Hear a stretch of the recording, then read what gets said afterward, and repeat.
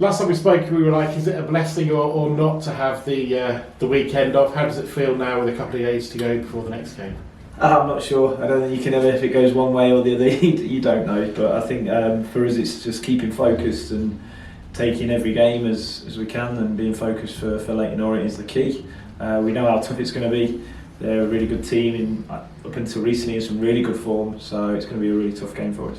I saw you done an interview talking about when you came, you've done a few I know, but when you came to Lincoln, talking about trying to sort of almost put the foundations in with the defence. Not to say the defence wasn't good before. Just wonder if you could explain a bit more for people who maybe haven't seen the article what the aim was, because obviously since then you've gone on and embellished it and built the attacking side, but just go through your thought process. I think this group is, to its word, a really strong defensive group, and their desire to keep the ball out the back of the net is as good as anybody that I've seen. And then it's how well we develop that all the way through the pitch, from not just the back but the midfielders and the front line. And if we can have that mentality and be hard to beat and have a structure around that is aggressive, I think we're a tough team to play against. And for me, that's the bedrock of any team. You have to be hard to play against and give nothing away at any level, and then work with the in possession stuff to improve and hurt teams, and that takes a bit longer because scoring goals is the hardest part of the game. But yeah, so far so good. But I think more than anything it's about the mentality of trying to get the right things done at the right points, and I think this group's got that. So for me to come in, it was about keeping the good stuff. I think naturally people want to rip stuff up, but keeping the good stuff and improving on the stuff where we think we can get better. And Wickham clearly in all of that, and important particularly the second half, sort of staging post for what's come since. I think so. I think there was a moment in that second half where the lads felt it how we wanted to play, and I think from that point onwards we've tried to replicate something like that with each performance, and the system and the structure and the shape might change, but hopefully the way, and if you like, the style has been very, very similar. So I think now that you can look at us with a style of play that we all want to be, and they've bought into that and doing well with that. But tactically there might be things that tweak, but that's pretty much, hopefully you can see that's probably 13 games of a style of play, if you like. And for a coach or any manager in any organisation to get the ideas that are in your head, the thought process in your head, in front of you with people performing it, whether it's a football club, whether it's a business, is the job, and must be, whilst there's nothing achieved yet, gratifying.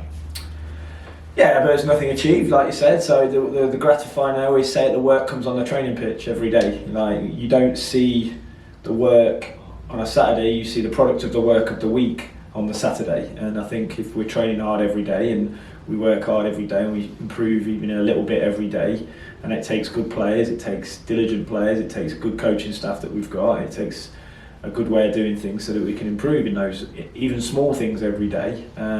I think that's what you see, probably the results of training every day, and trying to improve them every day as individuals, and then the collective improves as well. So I think it's a jigsaw puzzle that's quite complex sometimes. But yeah, so far so good, and we've seen improvements, but again, we've not done anything. So it's a tough league and it's a tough level, so we have to keep improving no matter what. What's impressed me though is that the players that we in the media, or maybe the fans would say are fringe players, the ones not playing regularly, when you've had an issue, I think of perhaps Danny Mandroy, when you had the issue at Barnsley, you needed a midfielder, they've stepped up, and there's been other examples of that, and that was pleased you as a head coach. Yeah, I think that's credit to them, and I think that's credit to the group, and Paulie leads the group as the skipper, and I think you don't win leagues and you don't get points and you don't get results with 11 players. I think in modern football it's changed. I think playing 11 players and finishing with 11 is gone. So you need the numbers, you need the extra players, the competitiveness of the group, the training mentality, and when they come in and have to do a job, they do it to the best of their ability and keep the shirt if they do well, and if they don't do well, then there's someone ready to take that shirt. That's the nature of the business, that's the job we're in. But making that really competitive and healthy. But I've been really pleased with all the players, and again, I think they know I put my trust in them to do the job, and they reward that trust with good performances, hopefully.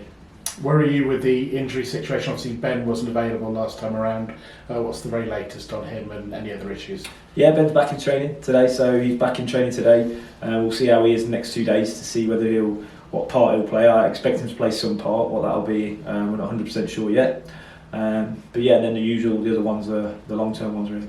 And Ethan Arahan unavailable. What are your more influential players? Once again, it's a case of whatever the option you're going to go with is about players stepping up and trying to do in a different way maybe some of what he does.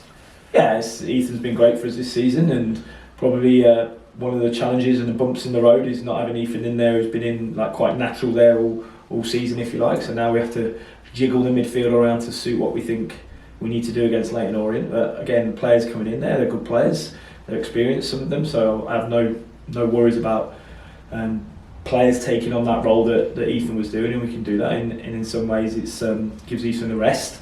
But yeah, we've got to find a way, and I think there's, like any running, the last few games, there's going to be twists and turns, and there's going to be bumps in the road. And I think in these situations, it's how well the group gets over those bumps in the road that dictates how well you do. But for sure, there's going to be bumps and twists and turns in the next sort of few games and weeks to come. Beyond Lincolnshire, there's been more interest in the Imps in the last week or so. I'd say more articles, more comment on social media, all those sorts of things. I guess the message, and you've said it quite a few times in the interview already, is to the players not to get caught up in all of this. Like you said, that it's a great run, but you're still only 8th. You know, it's not finished, is it? Yeah, I think the most impressive thing for me for the players, which they deserve a lot of credit for, is to get to this point. But I think you get to this point and you don't get over the line, or don't push, or don't give the best version of yourself from now onwards, then you'll be disappointed. And that's why it's like we say, can we go again? And we do it again, because that's the ruthlessness of the business we're in.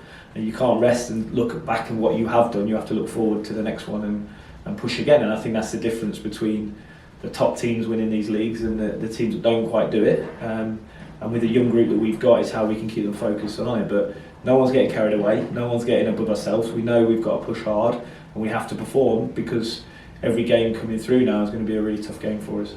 It's a classic 6-pointer, isn't it, on Friday for those of us in the media. It can really swing between the two clubs depending on what happens. Yeah, I think so. I think they'll be looking to get a win, because that'll push them, on the same points as us. We'll be looking to get a win because we want to chase the ones above us down. Obviously, teams are playing different teams, but I expect teams to go and pick up points as well. So, I think more than anything, it's about, can we pick up enough points to keep being there over the next few games, and then with 3 or 4 to go, let's see where we are really. And at the time of talking, we're a handful of sale of seats, tickets away from a capacity crowd. You must be really looking forward to that and hoping they can help drive the players on. Yeah, I think the fans that have been, I've been so impressed with the away fans as well. The home crowd's been fantastic, and again, it's good and it's credit to the players to if you like, play a sellout crowd on Friday, and then hopefully we can do the business and put in a performance that they're proud of. And I think more than anything, if they see the lads working hard for the shirt, that's what they want to see. And I think the fans appreciate it's going to be twists and turns and bumps maybe, but I think that's part of football. That's why we love it. We love the fact that it can go well, and we love the fact that we're going to have to dig deep. But yeah, I think more than anything, it's credit to the lads for doing this, so that we can get a good bumper crowd there on Friday to support the teams and support them as we go.